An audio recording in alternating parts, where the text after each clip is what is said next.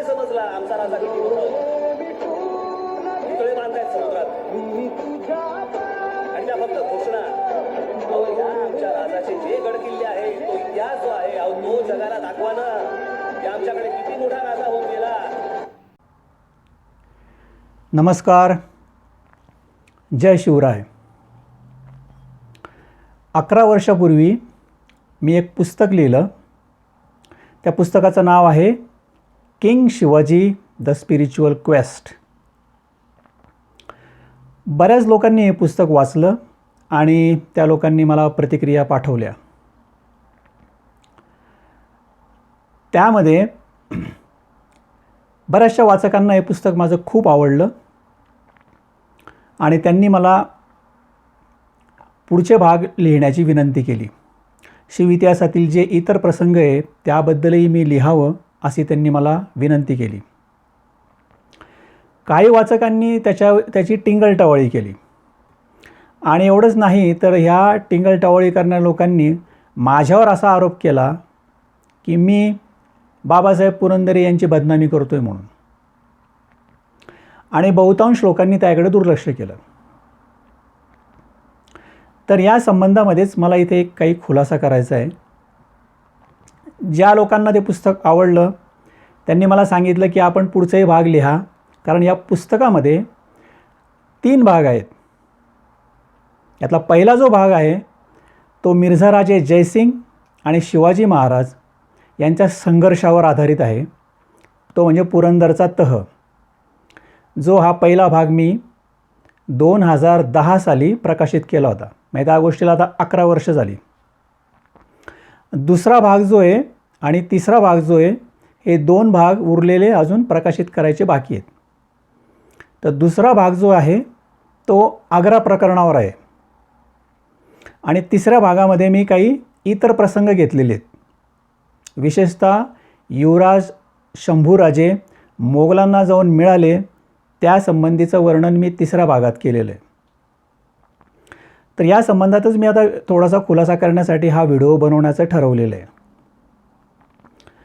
ज्यांना ते आवडलं त्यांनी सांगितलं की आग्रा प्रकरण आम्ही वाचायला उत्सुक आहोत आणि आपण ते कधी लिहिणार हे लवकरात लवकर आपण कळवावं अशी त्यांनी मला विनंती केलेली आहे.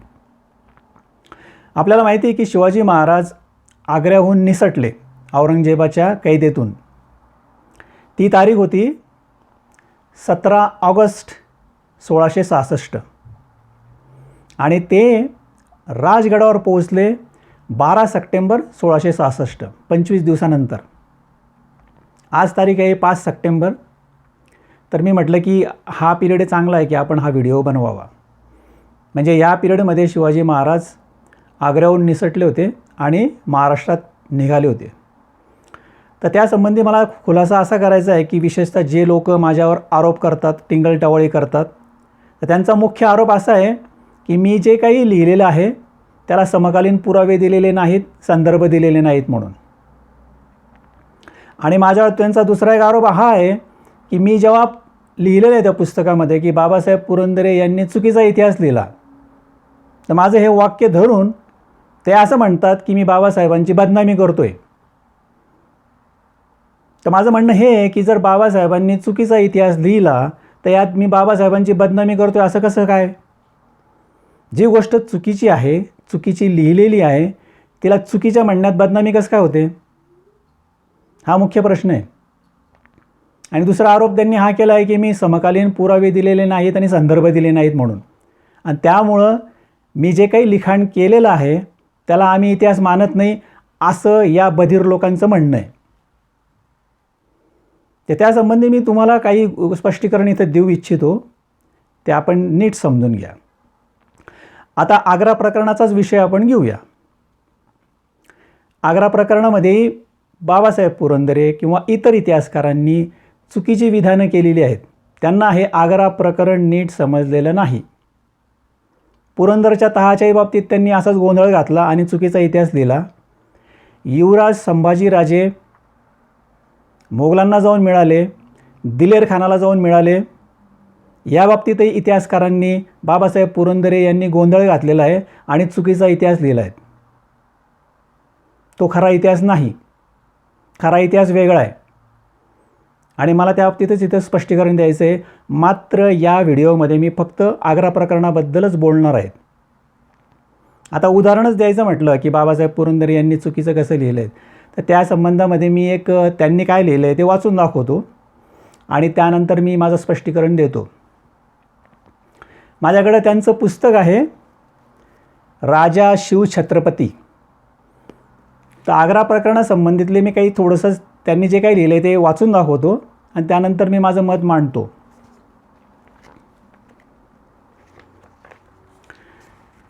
शिवाजी महाराजांनी निसटण्याची सगळा त्यांनी प्लॅन तयार केलेला होता हे आपल्याला माहितीच आहे. तर ज्या दिवशी ते निसटलेत म्हणजे 17 ऑगस्टला त्या संबंधीचं वर्णन त्यांनी केलं बाबासाहेबांनी की दुपार झाली. ते लिहितात, दुपार झाली एक एक क्षण घणाचे घाव हृदयात घालीत पुढे पुढे सरकत होता. शंभूराजे यावेळी लहान, फक्त 9 वर्षाचा मुलगा होता. मी आता काही सगळं काही वाचत नाही, फक्त संक्षिप्त रूपात वाचतो. महाराजांनी आपल्या उजव्या हातातील सोन्याचे कडे काढून हिरोजी फर्जंदच्या हातात घातले. बाकीची सर्व सज्जता होतीच. महाराज पटकन उठले.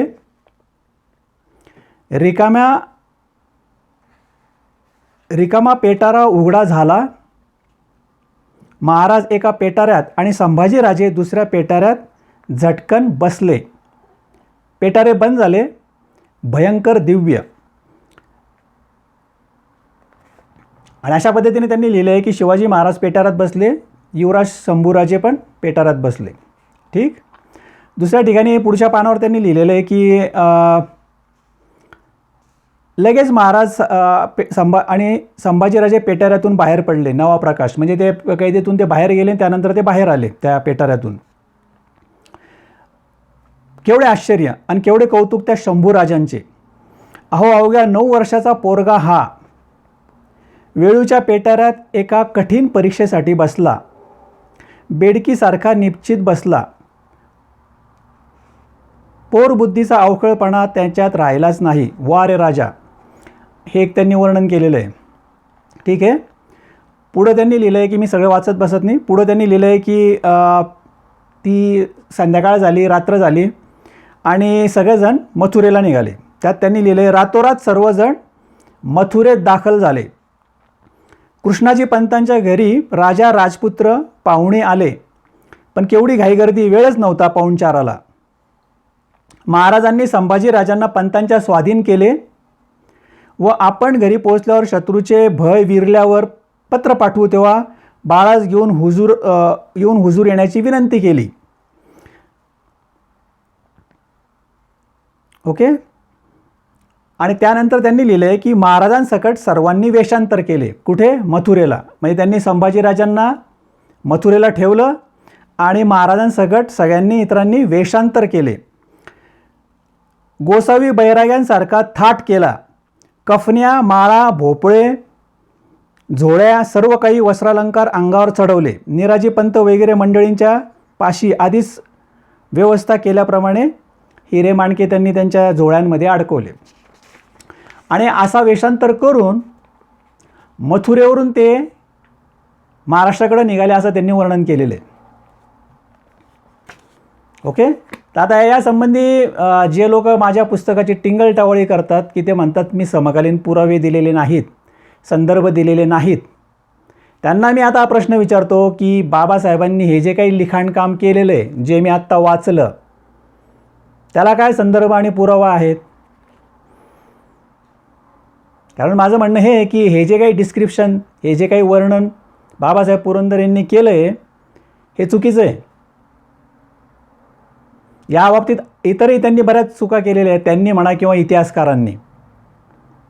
आता यातली चूक काय आहे तुम्ही विचाराल. त्यात चूक अशी आहे की बाबासाहेबांनी असं लिहिलं आहे की शिवाजीराजे पेटाऱ्यात बसले आणि संभाजीराजे पेटाऱ्यात बसले. ही चुकीची गोष्ट आहे, कारण संभाजीराजे पेटाऱ्यात बसलेले नाहीत. त्यांच्याकडे जर पुरावा असेल, संदर्भ असेल तर तो त्यांनी द्यावा.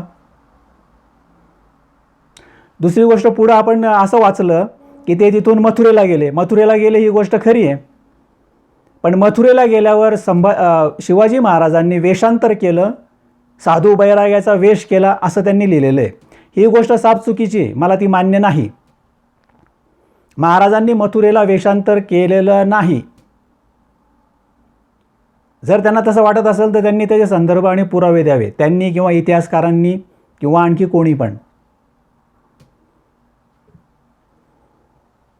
हे गोष्ट झाली. आणि इतरही त्यांनी बाकीच्या ज्या गोष्टी आहेत त्या संबंधामध्ये त्यांनी चुका केलेल्या आहे आग्रा प्रकरण लिहिताना. यात महत्त्वाची गोष्ट सगळ्यात ही आहे की इतिहासकारांनी किंवा बाबासाहेब पुरंदरे यांनी हा सगळा फोकस जो आहे आग्रा प्रकरणाचा तो शिवाजी महाराजांवर एकटवलेला आहे. आणि इथंच थोडी गडबड गोंधळ झालेली आहे. आता माझं म्हणणं असं आहे की शिवाजी महाराजांवर त्यांनी फोकस एकटवला. आपल्यालाही वाटतं की त्यात चुकीचं काय आहे, कारण तेच तर आग्र्याच्या कैदेत होते. बरोबर आहे, शिवाजी महाराजच आग्र्याच्या कैदेत होते आणि त्यांनी तो प्लॅन केला, तिथून ते निसटले. पण हे असं करताना इतिहासकारांचा आणि बाबासाहेब पुरंदरे यांनी खरं म्हणजे माझं म्हणणं असं आहे की औरंगजेबावर फोकस करायला पाहिजे होतं. कारण महाराजांना कैदेत टाकणारा औरंगजेब आहे. तर मी असं का सांगतोय त्याचं लक्षात घ्या. आणि शिवाजी महाराज कैदेत होते फुलाद खानाच्या. फुलाद खानाची 5,000 फौज यांनी ते पहारेकरी लावलेले होते तिथे. यात माझा सांगण्याचा मुद्दा हा आहे की शिवाजी महाराजांनी जी काही पळून जाण्याची योजना आखली आणि त्यात त्यांच्या साथीदारांनी त्यांना मदत केली. पण सर्वात महत्त्वाची मदत पळून जाण्यामध्ये शिवाजी महाराजांना कोणाची झाली असेल तर ती झाली आहे फुलाद खान आणि प्रत्यक्ष औरंगजेब याची. आता तुम्ही म्हणाले की इथं हास्यास्पद विधान झालं. फुलाद खान हा पहारेकरी होता आणि औरंगजेबाने तर कैदेत टाकलेलं होतं. त्याला मारण्याचा प्लॅन होता शिवाजी महाराजांना, औरंगजेबाचा हा प्लॅन होता आणि त्यांनीच पळून जाण्याला मदत केली. असं कसं काय होऊ शकतं? हे तर हास्यास्पद विधान झालं. पण मी हे तुम्हाला हे सिद्ध करून दाखवेल की खरं म्हणजे शिवाजी महाराजांना पळून जाण्यामध्ये अप्रत्यक्षरित्या सर्वात जास्त मदत करणारे हे दोनच माणसं आहेत. एक फुलाद खान आणि दुसरा औरंगजेब स्वतः. म्हणजे असं कसं काय? याचं कारण असं आहे की या दोन लोकांनी फार मोठ्या घोडचुका केलेल्या आहेत.